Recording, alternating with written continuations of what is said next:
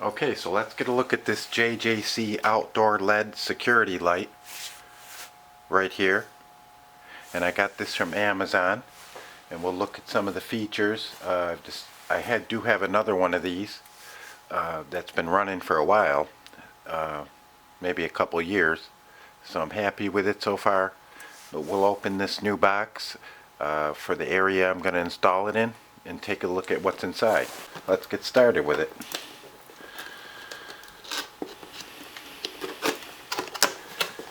So we have the instruction manual here, installation instructions. Let me show you something. Bill, Fire Marshal Bill, I know. Let me show you something. No, you're not allowed to come in my videos whenever you want to. I'm gonna get the job done. I'm gonna be safe, so don't worry about me. Oh man, just can't get rid of them. So congratulations. This special gift is only meant for you. With love, JJC. Isn't that nice? So let's open this. What is this? Oh, I get a warranty for my birthday. Here we have the weather-resistant gasket that you should put on. And we're going to do that. Don't worry, Bill. And let's get into the light here. We have the hardware, the mounting bracket, some wire nuts, the main bolt that's going to go in the center of it that will screw into the center of this that we're going to put on the electrical box. And we have some settings. We have on time, auto, and then D2D, which is dusk to dawn. And that would mean that the light would, when it gets light out, if it was on, it would shut off automatically, and that's a good energy saving thing. These are adjustable here, so you can turn them. That's one of the reasons I got them, is I want to direction them in a certain direction. I don't want lights that are beaming straight out. Okay, now to do the job right, we want to make sure it's safe. We want to use a weatherproof box, and this is a circular weatherproof box. It's model number PRB 57550GY. It is a Hubble Bell Outdoor, ordered from Amazon, and it will take a 1/2 inch or 3/4 inch, and it does have the adapters and plugs inside. So you can see the holes are open here, but the plugs are inside. And let's get going installing this. What I found most amusing though was the troubleshooting manual, or as they call it apparently in China, the rubble shooting manual.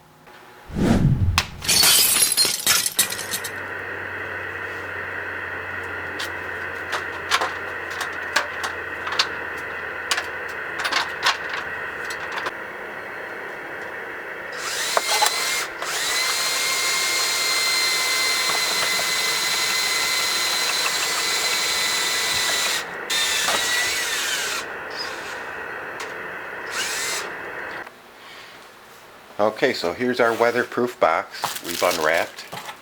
Now this box will accommodate 1/2 or 3/4 inch. That's why it comes with these reducers, because you would screw this in, and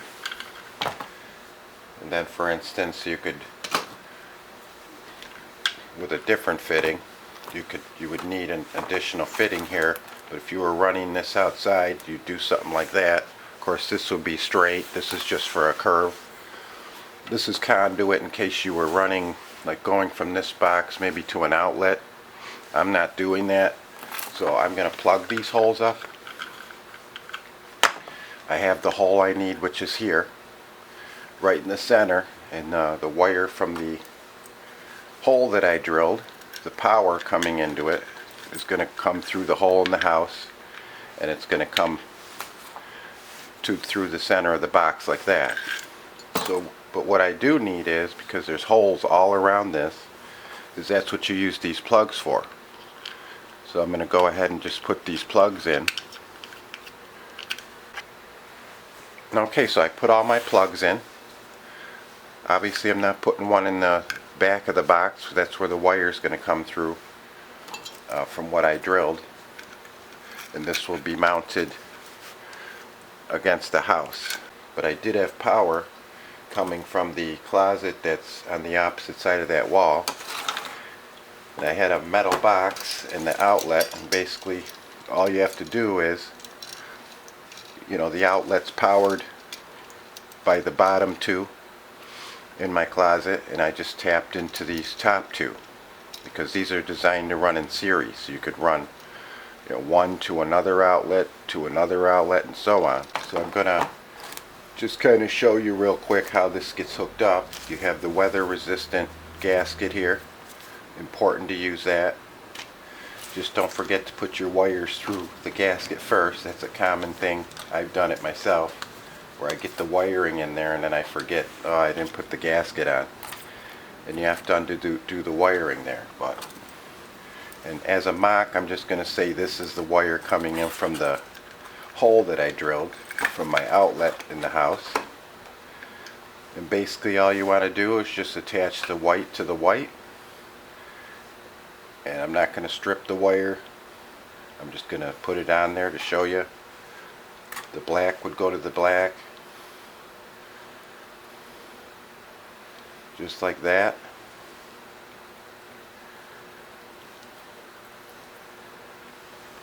Then I would use my wire nuts provided. And what I usually do is I put black tape around this as well. It doesn't hurt it. I just put black tape around it. You know, a lot of people might think that's not necessary, but certainly it doesn't hurt. So anything you can be more safer with, I would do it. That's what I do. And then of course your green will go to your ground, and that's how that would be. Then you would mount it on, but you would need to put this bracket on first and use these screws provided here, and these would screw down into the box. And then once the light is on, you're going to have this big screw here that's going to go in the center, and that screw is going to attach to this bracket right here. Okay, so I did notice an issue with the screws they provided in the package to mount the bracket here to this box, and these are too big. They don't thread into the box. So what I've got myself is a Ponea. It's 304 stainless steel 100-piece round Phillips head electricians and machine screw kit. It's 100 pieces and it has a variety of different screws. It's probably a good idea to pick that up for things around the house. I'm going to use number 6, and it says 32 by 1. There's 12 of them. So I'm using the number 6. So that should be fine for threading this bracket on here. And we can continue then. Alright, so here is my network closet, and I might do a video on some home networking, but this system basically does everything in the house. Streaming for the media. There's a server in there, Linux server, but that's beyond the scope of this video. So we're here where the wires come in. I'll kind of give you a look at the outlet I tapped into there, and we have a junction box. And what we're going to do first is get this switch wired up. Okay, so I'm just using a wire mold box. It's just a wire mold box. We're coming in from the back, and I'm actually using this one wire as a black wire, and that's going to hook up to the power. So what I do is I usually just take a marker and make one of the other wires black, so that in the future, if anybody, I mean, I'll probably be here forever, but if someone else was to work on it, they'd realize this is acting as a black wire. And that's what we're going to use for the switch.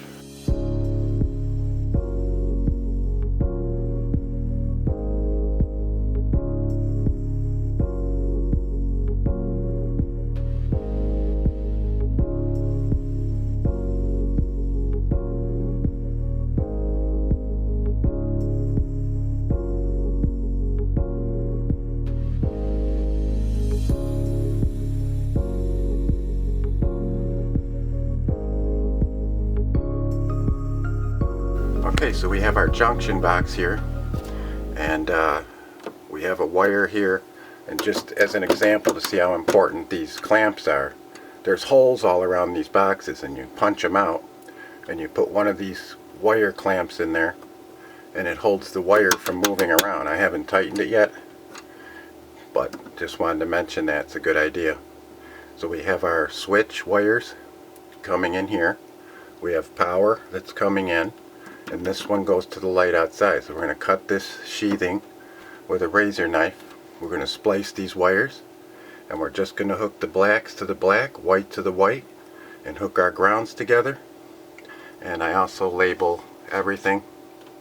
It's good to label the wires, and I'll probably label the cover that we're going to be putting on there.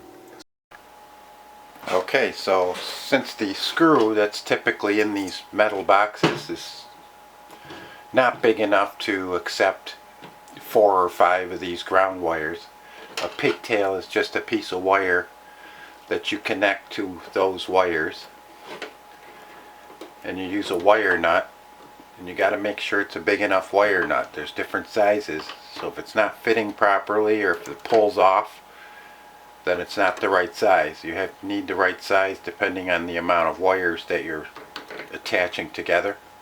And once you do that, then you have, you know, all these ground wires connected, but you just have one wire coming out, which is easier to connect to the screw that's in the box. So that's all a pigtail is. It's easy to make. You just cut a piece of the wire off.